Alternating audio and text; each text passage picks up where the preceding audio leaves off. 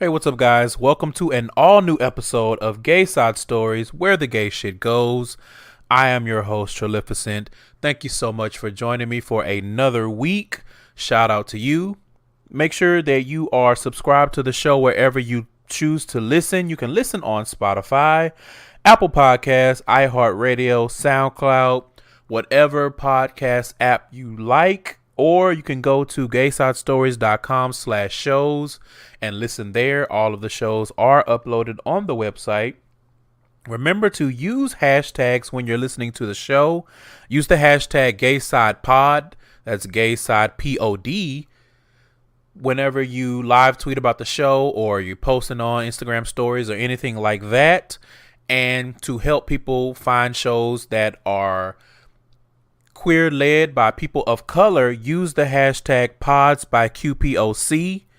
Send in any letters or questions or solicitation for advice, anything of that nature, to GaysideStories@gmail.com.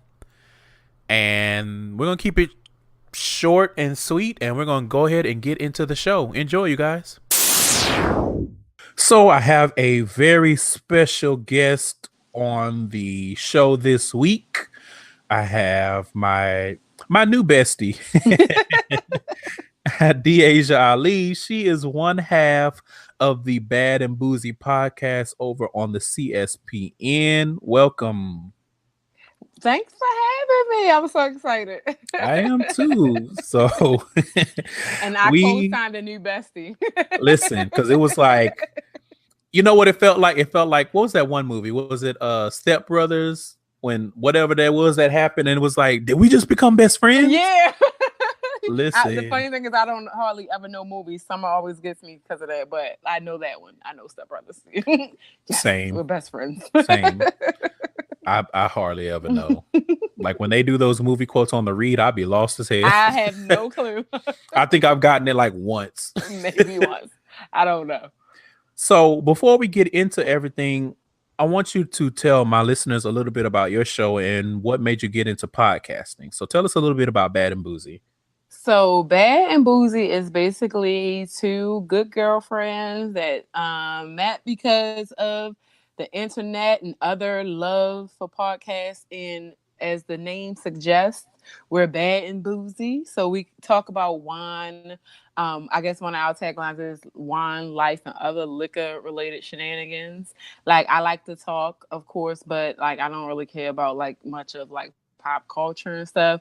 But I like my wine. Like I've been a wine. I like to call people used to say like a wine connoisseur, but that sounded too bougie for me. Mm-hmm. So I just used to say, oh, I'm a wine enthusiast. Like I like shit, I like to learn about stuff. I like to taste. So then when I met my co-host, So, she wasn't even I would say that she wasn't as palate as expanded as I was on wine. But I did like the idea that when I would talk shit about certain stuff that she would give it a try.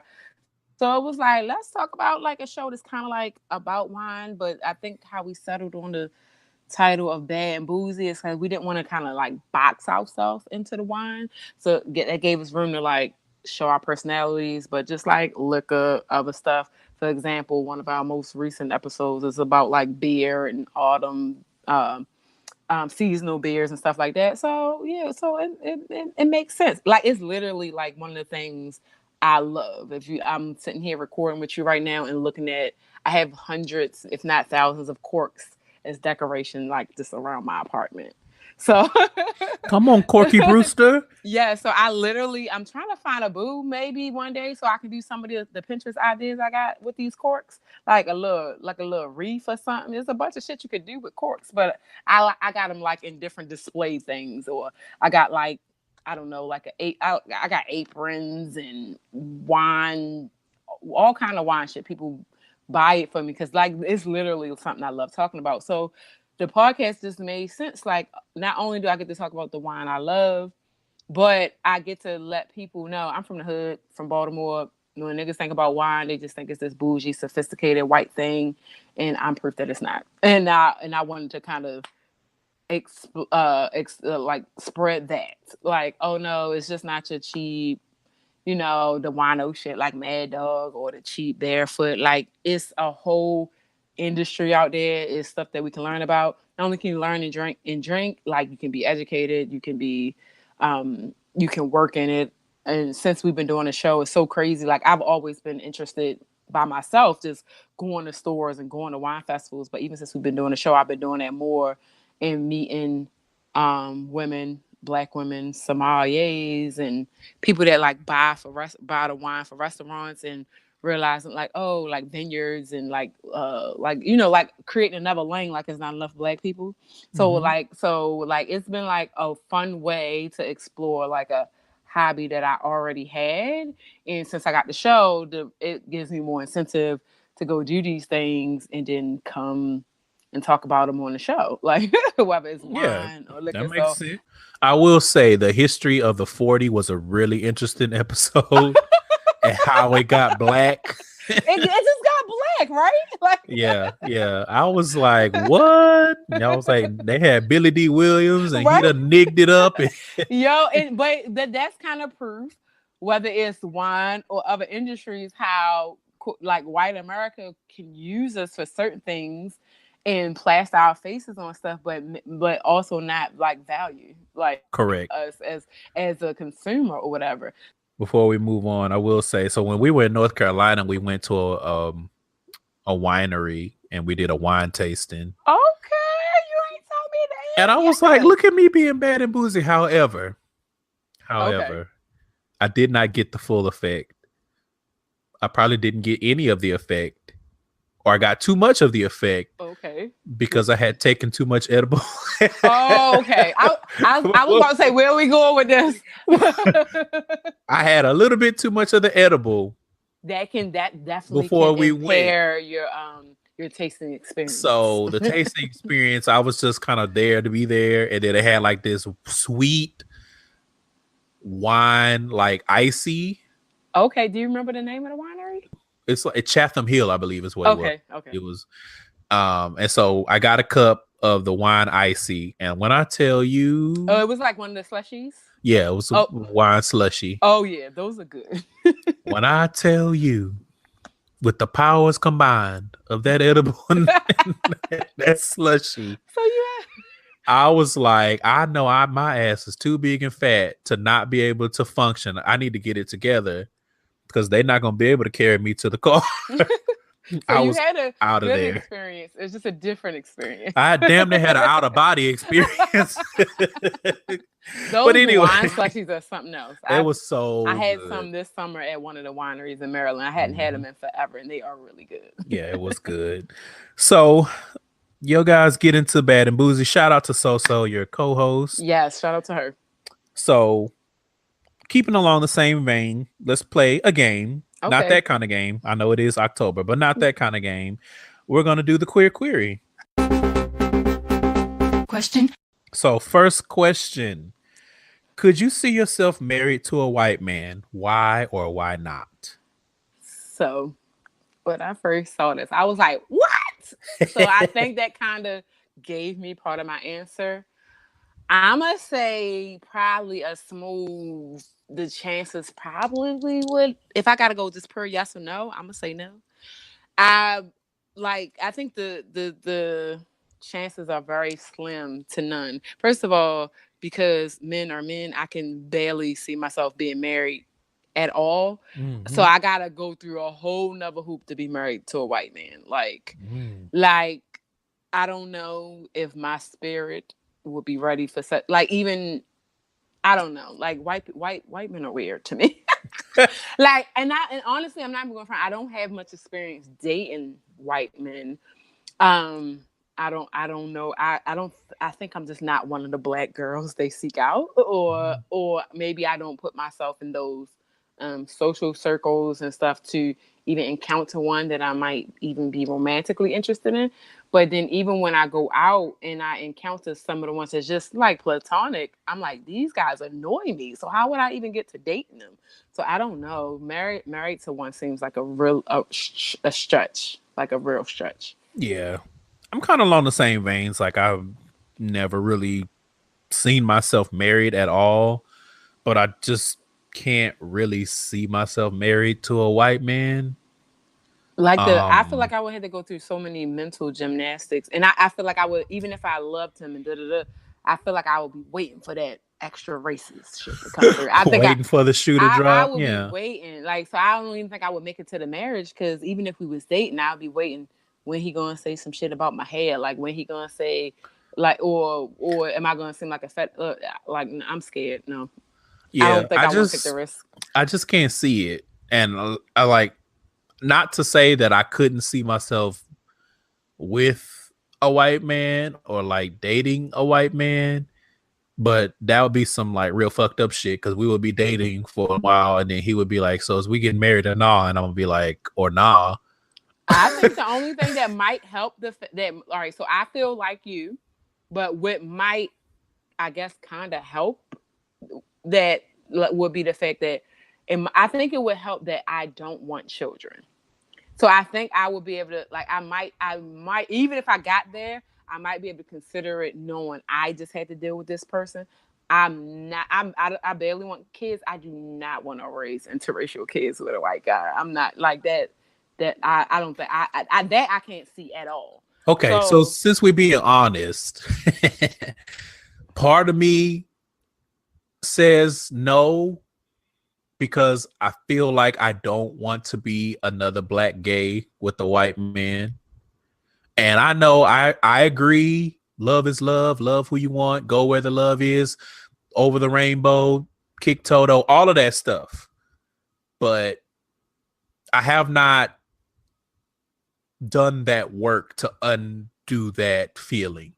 Okay. I'm still in that place where it's like, damn, another black man with a white man. I mean, go love or whatever, but then I got to go search for some more black gay love. So it's like, part of me, a small part, it's not a significant part, but it's significant enough that I can be cognizant of it, does not want to be another black guy with a white guy. I would definitely, if that happened to me, I would definitely be the outlier in my like social circle. Like, I get that. And even not my immediate social circle, just like the people I'm just around. Like, I'm just like, the people I associate with in general. It's like everybody kind of, I know interracial couples exist, but the people I associate with mostly are like with their own race. So it probably would be a little weird to me. I'm like, I love my brothers, like bringing a white guy.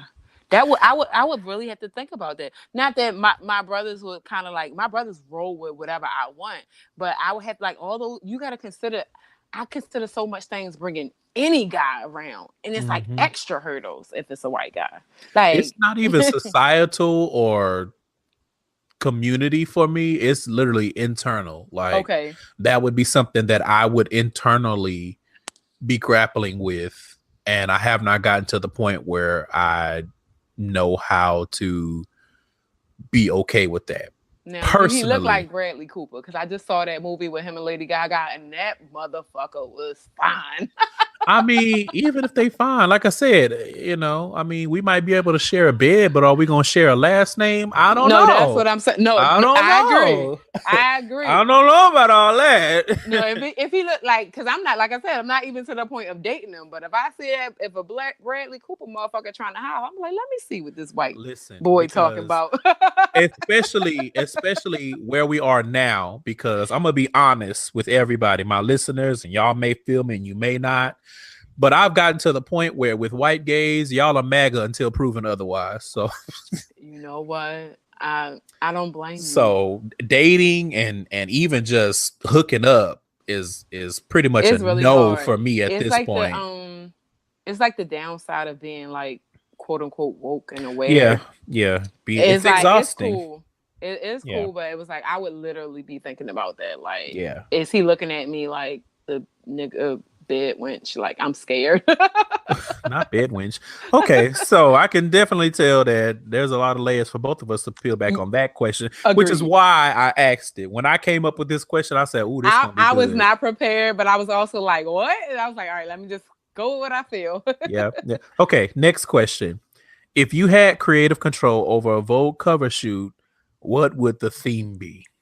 Okay, So I didn't think about this as much as the other question, but before we started recording, I was thinking I would like to do something. Well, of course, not traditional. You know, I know how Anna Wintour and the motherfuckers do, but you know personally that I did the race in memory of my mom recently, and I think people, specifically women, Black women like my mom who suffer from like depression and mental health, and even some homeless women and stuff like that. I think those women aren't looked at as human. Like they're like even you know, we tend to, not everybody, but you ever see like a homeless person on the street and people are so quick to just dismiss that homeless person. We have no idea what's going, we have no idea what brought them there.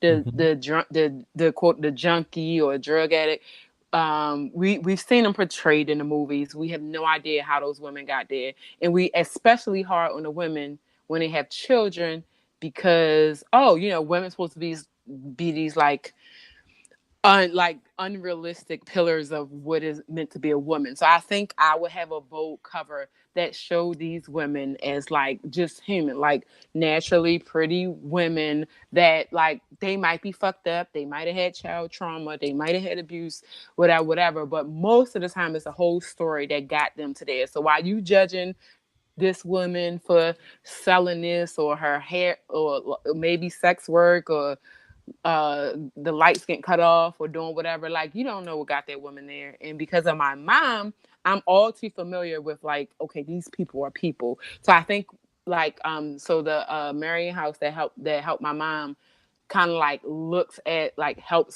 rehabilitate women. So I think it would be like a photo shoot highlighting those women in different phases of maybe getting themselves together, maybe some of the harsh parts. You know, kind of how you can have like Halloween and it can be kind of like spooky, but like you can get like a good photo out of it. Maybe we show that hurt, but show a story, like show the hurt, show different sides, show whatever. So that might sound like super deep, but I thought about this shit. You know what I'm saying? Showing like the experience, because like the transitional house that I'm thinking of, maybe you take photos of a woman at the beginning of the process toward the end when she's been clean from drugs or she's reunited with her kids or whatever like that. So I would find somebody to be the cover of that. And since it's my Vogue cover, the highlight of the story would be my mother, but we can do somebody. So it's kind of like similar. It's like an essay, but like a photo essay, but story. Yeah, it sounds like Vogue meets Time magazine almost. Yes.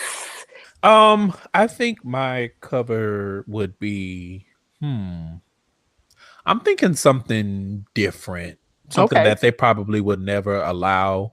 But if I have the creative control and if it's going to be me on the cover, like I would want to play around with something edgy, I guess. Okay. So the first thing that comes to mind is I would definitely want to see something that plays on different like hues and saturations, but I'm thinking in black and white. Interesting. And the feel would be the best way that I'm thinking to get that to come across and come to life would probably be taking inspiration from like anime. Oh, okay. Like, you know how the way that they draw anime and the blacks and the contrast with the white and all of that. I'm thinking maybe the pose would be something along those lines. Okay. I would want it to be bold, but that would definitely be like something totally like not expected. Right. So it's like you see it and it reminds you of like some kind of, I don't know, samurai anime or something along those lines, and you'd be like, "What?" So would the cover itself be animated, or would we have like a human but like posing as the anime person? No, it would still be human. Okay, but I don't know exactly how that would look. Maybe there would be a little bit of both. Maybe like a human, like just cosplaying or whatever. Well, I want it to be no, like I wouldn't be dressed up like an anime character. It would still be classic fashion. Okay. But the feel would be more anime. It would be, like I said, that contrast with the black and the white and the a certain style. What anime I don't know, because I just thought of this off the top of my head. I'm liking this whole idea though. But yeah, just something real bold where you're like you could see it and you could be like, he's doing this, but he still has on this fly ass outfit. You know what I'm saying? Right. And he's still doing these. And then once you get into the actual article, you could see more of it. Or it could be like an anime essay. So it'd be different inspiration. So I would pick one for the cover, and then as you flip through whatever the article, whatever the interview, each photo would kind of be a different, you know what I mean? Even if I have the same outfit on, we just change the lighting, we change the saturation, we change all of that stuff, the hues and all of that, to make it feel like a different type of anime thing. You know what I mean? Yeah, the clothes will be awesome. I can't really think of any men who have had a Vogue cover other than maybe I don't follow enough, but I don't know. Maga West. Okay. I think he might be the only one, and the only one I can think of. So it's just like, if I somehow were to get the fortune, fortune, you gotta go hard. Yeah, you got go big or go home. Go hard or go home. Okay, so last thing, we're gonna wrap this up, and then we're gonna get into the main topic, is guest questions. So what do you have to offer? So my question might seem silly, but it's what I decided to stick with. Okay. Because I was at work smashing the candy that my coworker brings in often, and it's Halloween. I wanted to know, do you consume Halloween candy, and like, what's your favorite? And my second part of the question is, if you were describing yourself to like a potential mate, which Halloween candy would you be? I don't think I've eaten. It can, you know, a lot of times the regular candy, Skittles and stuff that we grew up in Halloween, it just be like the miniature versions. Yeah. I was gonna say, I don't think I've partaken in quote unquote Halloween candy in a while, just because it's just me, and it's like, if a nigga want candy, then he eat candy whenever. But my favorite would probably be the mini Snickers. I was crossing my fingers. I was hoping you said something else, but I like Snickers. For chocolate. If it's chocolate, then it's the mini Snickers. Okay, so if it's chocolate, the Snickers. If it's just like if it's like a fruity, then it probably would be Skittles. Because those little mini bags of Skittles used to be my shit. Listen, something in my spirit felt you, because I ate like 3 bags of those at work today. And those little, I don't know what it is. The mini bags give you a whole different sensation.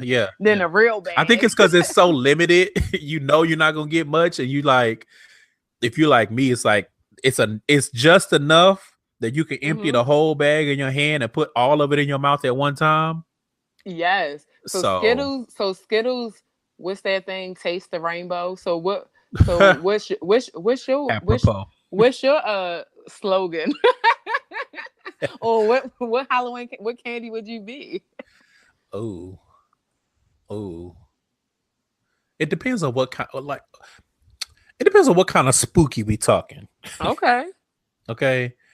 Because if we talking like thoughty spooky, then it would definitely be Snickers, because it got the vein. Oh, you know what? I didn't see that coming, but now I'm with it. Yeah. So I mean, I don't know what other kind of spooky there is. I feel like Halloween is always a good time to be a slut or a thought or whatever you want to call yourself. I love it. So if somebody was like, that would be I would have never good, right. Especially like if you go, I'm thinking like if I went to like a gay party or something, like a dress up party, it would just be like, do you want to see my Snickers? You know what I'm saying? Which is lame, and it's probably lame, but at the same time, I would be cracking. But I wouldn't be. It would be funny. Like I wouldn't be serious. But again, you know, you have to pick your audiences, because that could come across as rapey. I think at a gay Halloween party, everybody would get the joke. Most people should get the joke. I don't know, because gays. Anyway, we don't need to go down there. But yeah, that would be my Halloween candy. Okay. Like my favorite, because Snickers is one of my favorite candies. And listen, You before we move did put on, me I on have to say, recently to the almonds. if you fuck around and you get me an almond Snickers, then you definitely will be tasting the rainbow. Yeah. Snickers get you out your knickers. Wow. Oh, Snickers get you on your knickers. That is somebody put that. Oh, okay. So that's I love gonna, that. that's gonna wrap up the queer query because that's too much.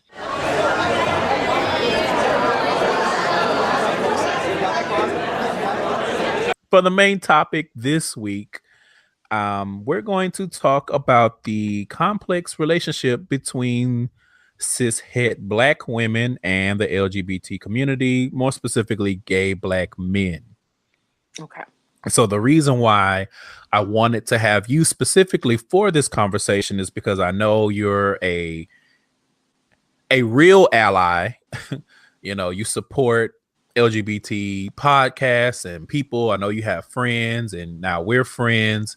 So I thought, who better to have this conversation with than someone who actually, for lack of a better word, gets it? Yes. So I want to talk a little bit about the perceived bad first. Okay. So I'm going to start as the resident gay, unfortunately. I love when you say unfortunately. So we'll start off with homophobia. Okay. One of the main examples that I see of homophobia coming from cishet women and a lot of times black women, because that's mostly my tribe, I guess, is using gay to insult cishet men, so straight men.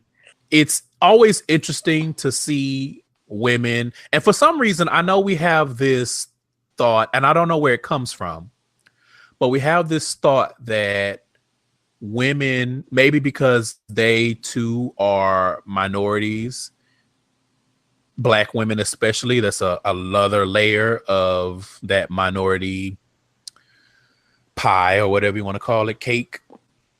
We feel like women should understand the plight of gay men because it's like we're all marginalized in some way. And so a lot of times it is jarring to see a woman, especially a young woman or a woman that you feel like would know better, or you've seen them not be what you would perceive to be that type of woman, to do that. When they do it, it's always disheartening because it's just like you kiki on the timeline or on Facebook or on the phone or with your gay cousin, but then when a straight man makes you mad, now all of a sudden my sexuality is a weapon. I definitely agree. It's like it makes me cringe. Yeah, it's cringeworthy, and I definitely do think that it's homophobic, whether you agree or not. I think so. Using someone's gender identity, or not even someone's, using a group of people's gender identity or sexual identity to attack someone is homophobic or transphobic or biphobic or whatever the case may be, whichever phobic. And it always just feels, I don't even know how to describe it. It just feels weird to see that. I think in at my age, well into my 30s, I think it's always felt uncomfortable to me, whether I knew how to describe what I was feeling or not. We don't have anything to do with whatever your issue is with this straight man. So why are you throwing our sexuality into it? Yeah, I don't fuck with that. Like, nah. Luckily, I think I've been very fortunate that, like, when I have encountered that, they have not been people I've been super close with. Yeah. Like, I pride myself on the people that I make connections with, kind of like get that. And then even I have had at least one person who have like vented to me about a nigga they fucking with, and or they fussing with him and they call him gay, and it was like, no. But luckily, when I have had to call a woman out on it, if it was somebody that was my good friend, they received it, and when I explained it to them, it was like, oh shit, like I fucked up. And I definitely can appreciate those kind of people. But if not, I don't I got like a zero tolerance for certain things, and that's definitely one of them. Yeah. Like, Because it's just like I don't like when they do that. unnecessary, and it's also weird because weird. to It me, just don't make sense. it just doesn't make sense to see women upholding patriarchy in that way. Sense. And it's kind of like that. I don't know if you. To me, it's kind of like when I equated to when another straight guy assumed that there's two straight guys. They assume they got the same thoughts on a woman, like these bitches. Da, da, da. So when when the few times it has happened around me, I'm like, what the fuck do you think about me that you assume I agree? Like, you just talking about this nigga calling him gay slurs or whatever, and I'm like, bro, no, I don't know. You might look at me, I might look like a regular ex-black girl from the hood. You might assume I have those same thoughts, but nah, bro, that ain't me. And I'm gonna let you know. And I think it's kind of my duty to the extent I can to like let you know, like, nah, not around me, you won't. Yeah.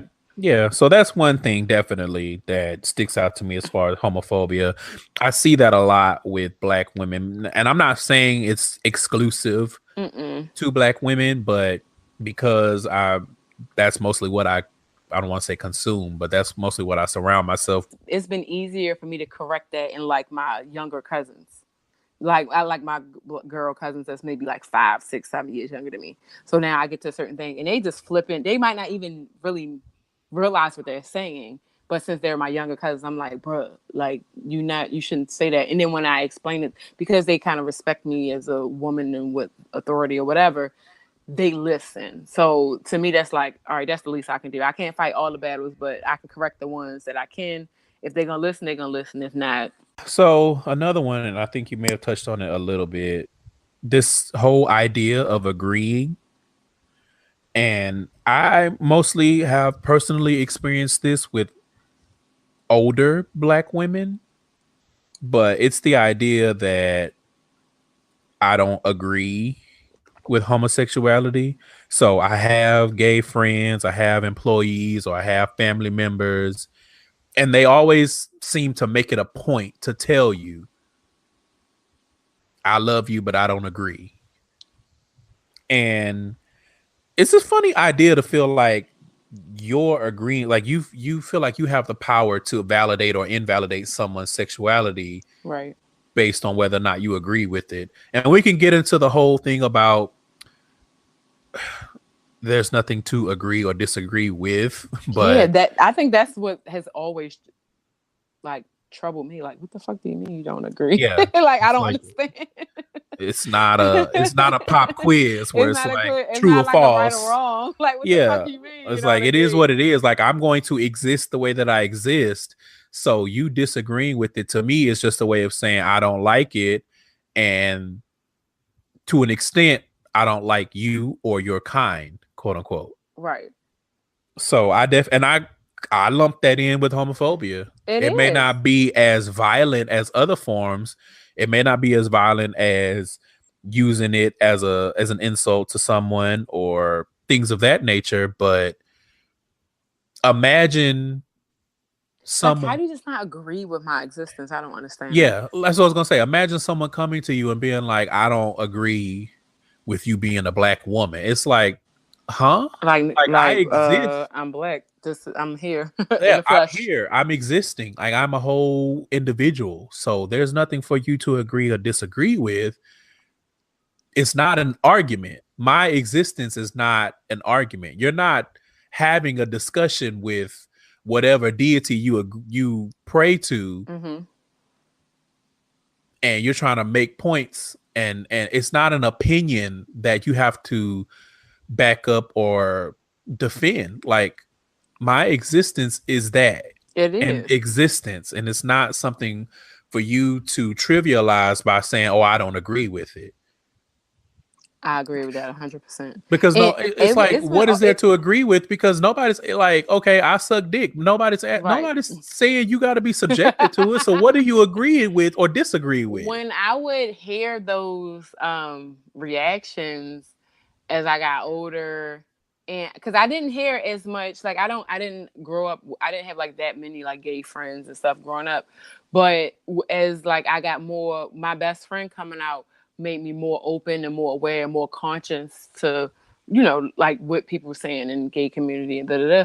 But when I would hear people say that, like for me, a lot of this stuff, and I'm not like trying to toot my horn, but a lot of this stuff, when you say, "Oh, it's nothing to agree," when you say that, that's like, oh, that's common sense. Like that makes perfect sense to me. Like, Right. so it would be like, even if I hadn't considered it before, once you tell me, I'm like, oh, you're right. Like that makes sense. Like I'm even if I never assaulted you, or even if I did by accident. I think one time I didn't know that dyke was like some people took that as negative, and my other best friend that's a lesbian, she literally was like, "Yo, you shouldn't say that." Da, da, da, da. And the minute she said it, I was like, "Oh shit, that makes sense." I never thought about it like that. So I don't understand. So a lot of times my mind is boggled when, even if you didn't realize what you were doing, the minute somebody said something, like, why didn't it just make sense? Like, what do you mean you don't agree? Like, Yeah, and that's a whole different conversation on it's the like, whole. I want to fight for my right that I was ignorant, and now you telling me, and I don't want to agree, so I'm gonna fight against it. And it's like, yeah, if you come to I'm me and you pretty say my open name in is, general. but it's like if you come to me and you say my name is Mark, then I'm gonna call you Mark. I'm gonna call a thing a thing. So trying Well, to say, if you like well, you I've gay, I'm always like, used it's this cool. word, and now you're telling me it's bad, and I'm going to try to argue with you and tell you why it's not. It's like that doesn't make any sense. And it kind Yeah. of goes along the same lines. It's like, well, I don't agree that it's bad, so I'm gonna say it anyway. And it's like, who the fuck are you? Yeah, But like who are you? anyway, Like, I don't know. A lot of it boils down to just respect, if you ask me. People don't respect right. people. And a lot of it, a lot of homophobia, that's exactly what it is. It's a lack of respect, and it's a lack of desire to learn It's desire to how learn to or even respect. like change or fix anything. Like Yeah. that's not, and I think in general, my general personality, and I don't know, my mother might have not have realized that this is how she was raising me, have been to be open to what other people has to say and like question and blah blah blah blah blah. So I think it's always been easier for me to like, even if I didn't quite get the concepts when I was young, it's easier to receive them as they came along. Yeah. So the last example, and I mean, there's tons of examples of Mm-hmm. homophobia from Black women, but the last one that I want to talk about is defaulting to harmful language in the midst of disagreements and anger. And we touched on it a little bit, Mm-hmm. but in this instance specifically, I'm not talking about towards straight men. I'm talking about towards gay men. Okay.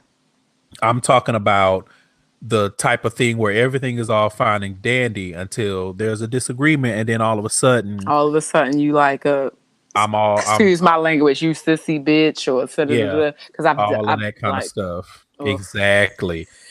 You can't do this, and you swear you a black woman and you not, and all of that kind of stuff. Very, very harmful.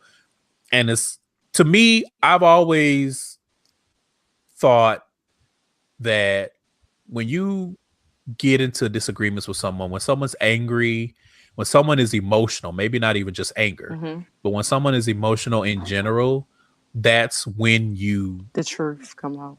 exactly, that's when you find out what the truth What the is. truth is. And so when you get into a disagreement with someone and you start hearing all of that stuff come out of their mouth, to me, it's like, so this is what you really This is think of what you've been me thinking and about the people whole like time. me the whole time. But for whatever reason, you decided to play nice because you're getting some kind of benefit from it. Mm-hmm. And it doesn't necessarily have to be the stereotypical, oh, he does my hair, or he does my Right. nails, or he helps me dress. It could I just think be just flat regular out life. companionship. Right. That's a benefit that a lot of people, I think, I think discount. they over like on to your companionship, just as something as simple as, I think you might have mentioned it on one of the shows recently, but the whole like I don't know who said it, but kind of like sometimes when a straight woman like myself will go with a gay friend to like a club or something, I feel safe in that club because I'm not getting like the heterosexual the guy's not hitting on me the same way, whatever. So like you said, the companion should be like this safety that I can feel with another gay guy. But then when you get mad, if they all kind of like, even hearing us talk about that, it almost makes me hurt for my friends because I have those friends who that's happened to, and like I can't imagine like they're great people, whatever, and then all of a sudden you mad, and now bitch, you know you ain't never did this or whatever. You Yeah. carry a person, and it's Yep. like that's me. Like I'm not generally a mean person, and like stuff like that. It's like, why would you do something like that? Like, Yeah, it's nah. crazy. It's crazy. And But it happens to it. Some of the most like nasty people do things like that, and it's like, well, fuck you, bitch. Like, well, I mean, I don't even want to say that because it doesn't necessarily have to be a nasty person. It could be you know what? it could be I stand corrected. You right. speaking from personal experience, You right. it could be your own mom. You right. Um You right. to go back to the point previously, to speak again from personal experience, I had an aunt when I had my old Facebook account that was linked to family, and I had to throw that in trash because yuck. Put it the whole thing in rice. No, not in rice. I put Oh, it in all the landfill. trash. Okay. In the incinerator. That account had to go because between family and people I went to high school with, I said this is not what I signed up for. But anyway, Right. you know, I think I may have said if you disagree with homosexuality, then unfriend me. Like we good. And my aunt commented on it, and she was like, "Yeah, I'm being dramatic. We family. I love you um whether or not it don't matter." But Just don't love me. and then she started talking about the Bible. The Bible say, Oh and I was just like, I didn't even respond, but in my head, I was just thinking, I don't want to be tolerated, whether you no. family or not. I would rather not talk to you than know in the back of my mind the whole time you just tolerated me. Agreed. And that if we weren't family, you would not feel this way. Agreed. So you might as well treat me like we're not family, because that's what I'm gonna treat you like. And Yeah. then, like I said, with the whole harmful language, you know, I think that's kind of why I've gotten to the point where a lot of stuff doesn't bother me, because number one, I'm my own worst critic, but number two, some of the worst insults that I've ever gotten have been from people that were close to me. Oh wow. And it was a lot of stuff I can only perceived imagine. to my sexuality, you know, like being called a bitch and a sissy, and having the way that I walk talked about, and I don't Right. talk this way. And when I was younger, I used to like to sing the songs that I heard on the radio, and oh, I'm singing too high, and only sissies do that kind of stuff. Right. So it's so fun. Cool. It's so crazy how like even if it's not directed, even if you're not a gay person, how like I can look back and realize where those things were around, even though it could have been more or less in some people's personality. Like for instance, I remember my brother, straight man, whatever, but when he was young, he liked it's like a Tamia song or something. He used to sing the fuck out of that song, but like something simple as my stepfather checking him like he was doing something wrong. And even back then, I didn't have the words for it, but in my brain, I remember being 8 years old, like, what all he did was sing a song. So Yeah. then when I get old, like maybe 13 or 14, when I met my best friend and we're like teenagers, and he likes to cook or sing or do some of those same things, and he got some of the same flack that you're saying from like his family, saying like, oh, you do this or you do that. But I didn't realize it, but I gave him a smidget of cover because his male cousins like to, whether they believed it deep down or not, they like to assume that me and him was fucking. Oh, you must be hitting that, da da da. And me and him would look at each other like, what? Like we just about to bake these brownies or whatever. But like, he would hear some of that, but in a way, I shielded a little bit of it accidentally. But it's like when I hear those things, it's like, bro, like who cares that you like to sing a song or blah blah blah blah blah. Like is very I'm like, if I'm annoyed and it made me want to fight for my best friend, I can only imagine what it was like for you or him to experience it firsthand from family or whatever. Yeah. And I don't even want to start unpacking all that. So we're going to We move don't. on. So let's talk about misogyny. Okay. So to be honest, I struggled a little bit here.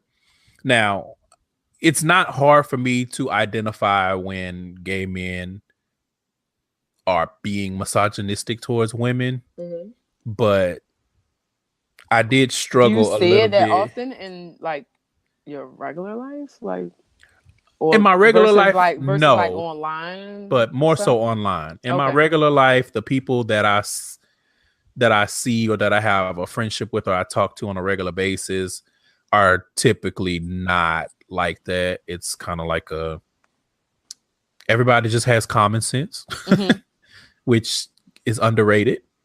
True. Agreed. And then I realized part of the reason why I was struggling with this is because it's not for me to tell. And it's also the reason why you're on the show. So I want you to give some examples of that you've seen of misogyny from gay men, black gay men towards black women. I think the biggest example, and it luckily I haven't. Well, they probably wouldn't be still my friends.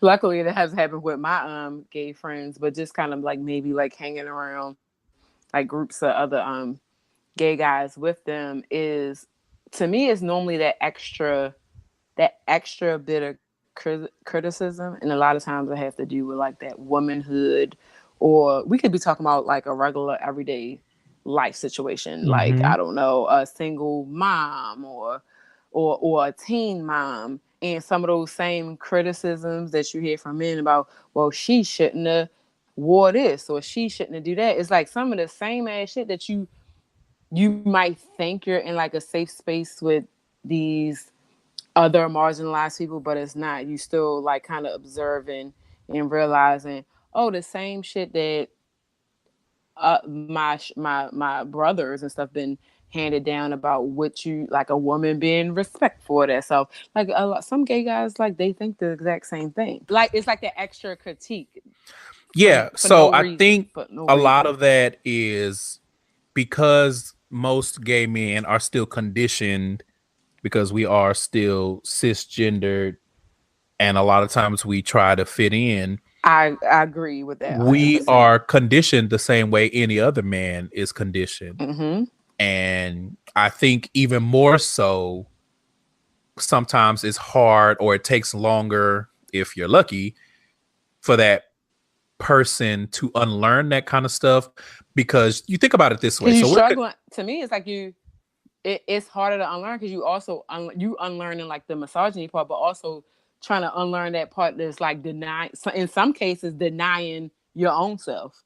Well, I was going to go in a different direction with that. And I was going to say, because we're conditioned the way other men are conditioned, and we internalize a lot of that stuff, whether we realize it or not. And I think a lot of the work starts when you are dealing with women. Okay. And we know that heterosexual men are resistant to that. And a lot of times it takes them losing something or someone, or it takes something going on to make them start to realize that they need to do better when it comes to women. But with gay men, because we don't deal with women in a sexual or romantic way, there's not a lot of opportunity to realize that that's something you need to unlearn. Because it's, I never even thought about it that way. The only time I deal with women is when it's with my friends. Right. And your friends, because they're your friends, you usually don't have that type of attitude towards them. Right. Whereas if it's a woman that you're not familiar with, then yeah, you have all the vitriol and criticism and every other thing that you're throwing at them, because that's how you were conditioned. You were conditioned as a man to be critical of women. Now that makes perfect sense. It's like that extra missing part that I never really thought about. Like I've definitely realized, okay, you're still conditioned to be a man, but the other end, I never really thought about it like that. But that makes perfect sense. If The you're a honest, teenage boy, yeah, you might learn it early with a girl, you might learn it later with your wife, but a gay guy could very well get well into their their their 50s, full 60s, yeah without being having to really catty address it. and judgmental of women. Like I've come across men like that. Like I think I've told this story on the show before. I hooked up with this guy and we were sitting in the bed watching TV and he just started going on this whole, I mean, he was anti everybody though. He was anti-gay, he was anti-women. I was just like, he told me his whole life story and called one of his cousins everything but a child of God. And I was just like, who the hell did I just, what the hell is going on between the sheets in my home? You know what I mean? So I think that that's one of those things. And it's just like, you typically, well, I won't say typically, my observation has been that a lot of times gay men are not in that place where they're challenged, which is pretty much the catalyst of that growth. Like you have to have some kind of hardship or be challenged. I think it's getting better with the internet and seeing, but even then, it's like a lot of times that growth doesn't happen until you get challenged, until you get dragged. Right. I'm calling it a challenge. Now, not in my personal life or whatever, but from like stuff online or watching like gay shows or whatever. I've also heard it expressed with some gay guys that even though like it'll come across as like misogyny, but I have heard gay guys mention that sometimes that reaction to straight women is jealousy. So sometimes even though they come at them a certain way, it's like for a different reason. Like it's more like personal, like almost kind of like, especially the more, I don't know, like guys that don't want to be put on this quote unquote like hardcore masculine front, and they kind of look up to like, I don't know, certain women, whether it's powerful women or whatever. But sometimes it's jealousy. I've heard that expressed. I mean, that's a possibility, right? It could be. I don't know like how many, but I've definitely heard like expressed before. Yeah, I definitely feel like jealousy could manifest itself as misogyny. Maybe you're jealous that it's easy for women to be with men, and it's harder to be with men the same way when you're a gay man, because again, even in 2018, it's still judgment. It really is dangerous depending on where you are. You could still be bashed over the head just for holding hands with another guy. So it could manifest itself that way. But I think that conditioning is probably the big. I think that's the most. No, I think that I agree. I think because if you think about it, it that also can manifest in a lot of different ways. It's not just being openly misogynistic, but it could be backdoor misogyny, like just holding up patriarchal beliefs. Even the small stuff that a gay guy might think they're being nice to a woman, and we're like, nah, bro. Right. You think you're being nice, but I'm thinking bigger stuff like gay men. And again, this is my observation. It's mostly black on black, but it could be extended to other races as well. But I see a lot of black gay men be just as conservative as straight men and judging women because of quote unquote body count and because of how they rate, what kind of perceived mother they are. Like there's a lot of elements of patriarchy that I see gay men uphold. I think I've definitely saw those, like you criticizing just like womanhood in general. Just womanhood in general. That extra criticism that is like, bro, you have no idea. But the reason why I say it's the conditioning is because if you think about it, it's the same thing as straight men. Every other woman on the planet is open for my criticism and my patriarchal bullshit. But the women close to me, my mama is an angel on heaven and earth and every other dimension. And it's all this other stuff. And it's just like, why can't you apply that outside of that? And it's even weirder for gay men because it's just like, what incentive do you have What to be incentive do you have? to be oppressive towards women? That What is do a we word. gain from that? What are you getting out of this? I mean, Like, honestly, you can ask that it's question not to right. anyone, Yeah. but I mean, it's not right, but at least out. But get straight guys it's a whole fraud. But most of the time they lying to get something. It's like you said, they what are you getting? benefit from that stuff Yeah, that's because what I'm saying. They women benefit. are conditioned to take care of men. Listen, I read And that so study recently about men, yeah, about marriage and how it's more beneficial our to quality of life go men. down when we get married. Yeah.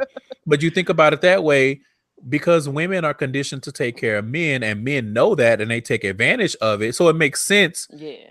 in a fucked up way for straight men to uphold that. But for gay men, you're just like, well, what is you even doing? Because Oh no, you baby, don't what get is you doing? those same benefits for the most part because you don't deal with women in a romantic capacity.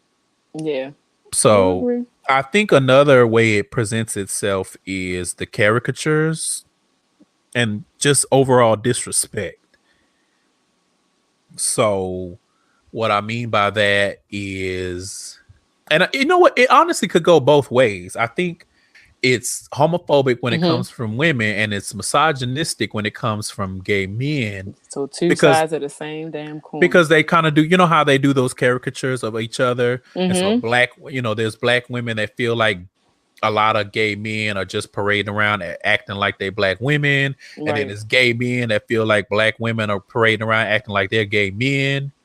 So what came first, the chicken or the egg? Right. And so then it becomes like, I mean, yeah, you hit the nail on the head with that one. So, and it's just like, okay, but what is anybody getting out of this? Right. Again, what are we getting out of it But from holding each that other back? specific thought though is crazy to me because it's like just naturally, even if you're around a group of straight women or whatever, your regular friends, you know how you like pick up the lingo, the way people talk, or da da da. So without even realizing it, some of the little slang and stuff, like quote unquote gay or whatever slang that, kind of like mainstream culture or kind of like appropriate. I would be thinking like I'm 34 now. I'm like, this is the way my friends was talking when I was 22.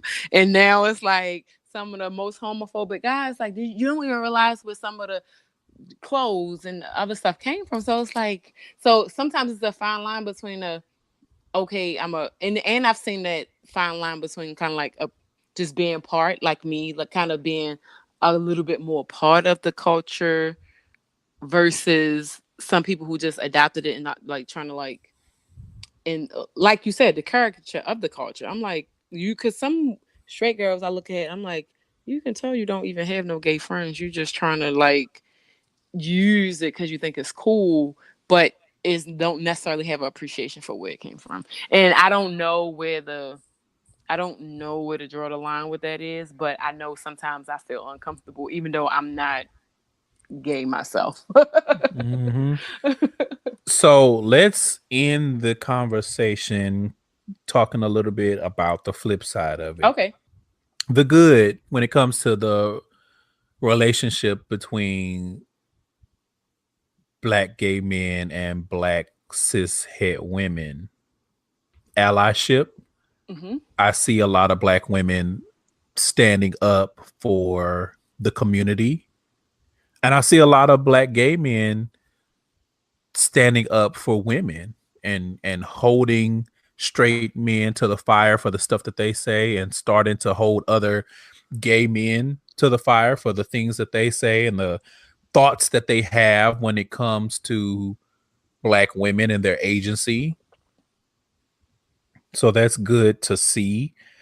It's good to see the camaraderie with members of the community beyond just advocating for each other, just actual real bonds. Like hearing about you and your best friend. Yeah. Like, and you can tell when you talk about him that there's no agenda. There's no obvious benefit that you're getting. And that's the reason why you feel the way that you do. It's not a city girl situation where it's like, well, I got gays making me look nice. You know what I'm saying? There's actual genuine Like camaraderie. I love, like, we've been friends for like 20 plus years now. Like I really love him. Like he's like a brother to me.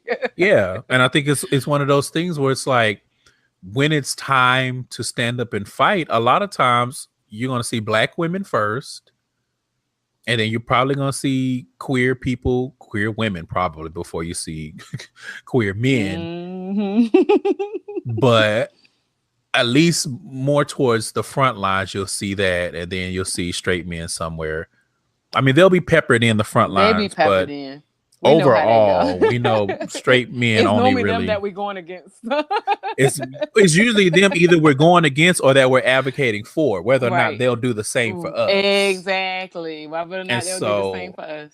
It's good to see black women and gay black men start to do that for each other. Like when some shit goes down, when Long Thread Twitter, because a lot of them are black women, when Long Thread Twitter get a hold of your ass, especially if you being homophobic or transphobic, listen, you might as well shut it down for the day or a couple of days, depending on how bad the infraction is. And then it's the same thing. I see a lot of times Long Thread Twitter also includes a lot of black gay men. Right. And when they see some shit going down, when they see men treating women like trash, or when a story breaks about some bullshit, they got their Twitter fingers typing away. Right. On behalf of black women. I am proud that I do see more of, especially in my personal life, but even online, I'm seeing more of the good. Like it ain't perfect, but so all those things that we said about homophobia and stuff, it is refreshing that is like turning around. There's progress being made. Yes. I don't know if I want to say turning around. Well, progress. That's what I mean. Progress. I feel like there's a lot of work to do on both sides. A whole lot. And probably more than I realize. But I think more than anybody realizes, because unlearning behaviors is a slippery slope.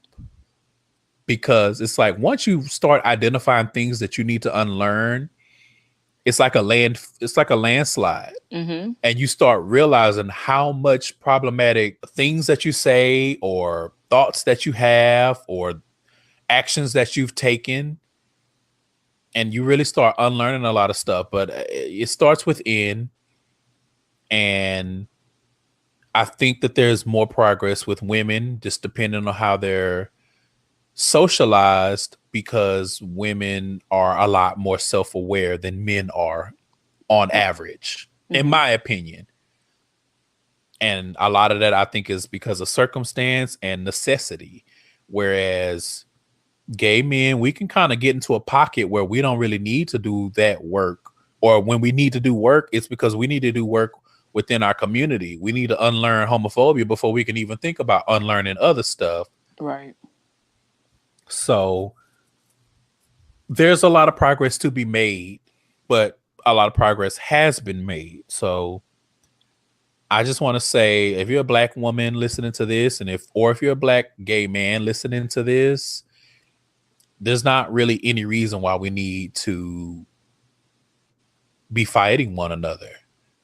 Right. Like in a perfect world, obviously we wouldn't be fighting anybody, but we don't need to participate in the oppression Olympics. We can have our individual struggles and we can have our collective struggles. Right.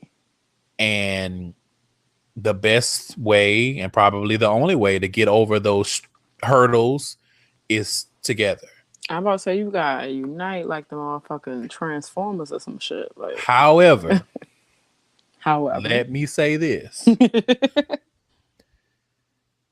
If you out here calling people faggots, I don't have nothing for you. Oh no, I agree. And what I can't even think off the top of my head, whatever combination of offensive language that you can hurl at black women, you out here doing that and saying that, I don't have nothing for you either. Nah. Do the work and show your work like Long Division, and then maybe we can have a conversation. None of but that. None of but that. Like we gotta have some base. We gotta have a baseline. Like we got to not have a tolerating. baseline. Yeah. I'm not tolerating none of Yeah. I'm And not we didn't even tolerating none of talk that. about it, but there's a whole different conversation to be had about the behaviors that we let slide for a multitude of reasons on both sides. Yes. Because there's a lot of behavior amongst Black women that gays let slide because they like their music or they like the way they dress or they're pretty. Mm-hmm.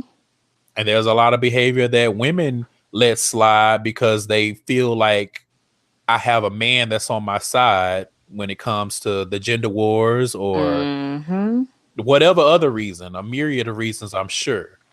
That just proves that even, with all the things we said or whatever, part of that allyship and camaraderie between both sides is also like accountability. And Absolutely. so it's like, even if we're on the same side, you still got to hold my gay friends accountable and my gay friends. I would expect that if we friends, even if you're not, like, if you trying to like stand for something, like hold people accountable. Yep. Hold gay men accountable that feel like because they're gay, they can put their hands on a woman, on a women. Mm-hmm. Woman. women. You know what I'm saying? Hold women accountable that feel like just because they are women that they can disrespect a gay man because he's not a quote unquote real man. Or under the guise of like a joke or something. Like, no, we're not, none of that. Accountability is real. Accountability is real. So on that note, that's gonna wrap this conversation up. What can I say? Thank you so much for coming through. I didn't know what to expect, like, fully, but like, I really like this conversation. Listen, I feel like it could go on and on and on. It probably could. Like, it's so many different, like, it's so many layers to peel back. But tell people where they can find you and where they can find your show. So you can find me. I'm on Twitter at Brains and Buns. That's an old name from like high school. But anyway, come on, AOL chat room. Was it AOL? Probably. Or Yahoo Messenger. Oh, Yahoo. It was literally my first Yahoo email or something, and it was like Yahoo chat room. Yep. But it stuck. I made it my Twitter name, and one time I tried to change it, but the little bit of followers I had at the time was like, no, so I just left it.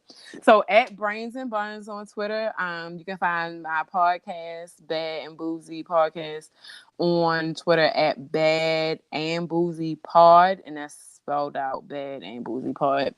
On Twitter, Instagram, all the social medias. We're on most of the major podcast platforms: iTunes, Google Play, SoundCloud, Stitcher, all those other ones. So give us a listen, give me and the show a follow, and hopefully, you come get your, drink your wine. We put the shows out on Wednesday, have a little wine crush Wednesday.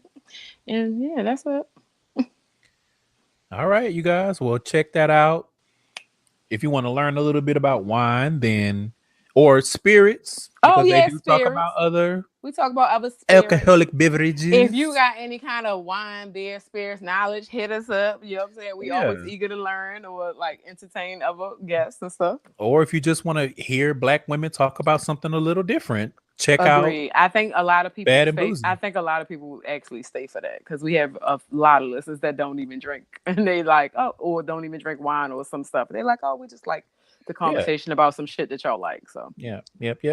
I think that's it. So thank you again for being on the show. Thank you for having me. This was fun. So that wraps up things for this week. Remember, you can go to GaysideStories.com for all things related to the show, to its host, and any guests that are on the show.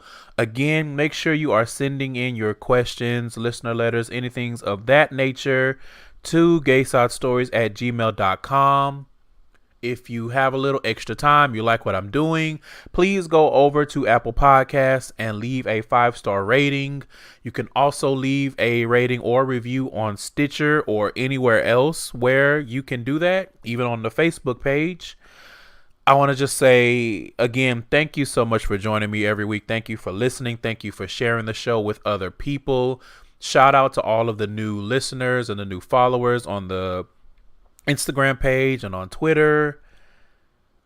I do this for you. I mean, I do this for me, but I also do it for the community, and I do it for all of you guys. So thank you for rocking with me. Speaking of rocking with me, remember you can find me every week on Ratchet Ramblings with my friends Jeremy and Candace, discussing Black reality TV shows such as Growing Up Hip Hop Atlanta. And to wrap things up, you guys know what I'm about to say. I'm not even going to draw it out. Make sure that you're protecting your walls or they will crumble. And walls can pretty much mean anything that you want them to mean.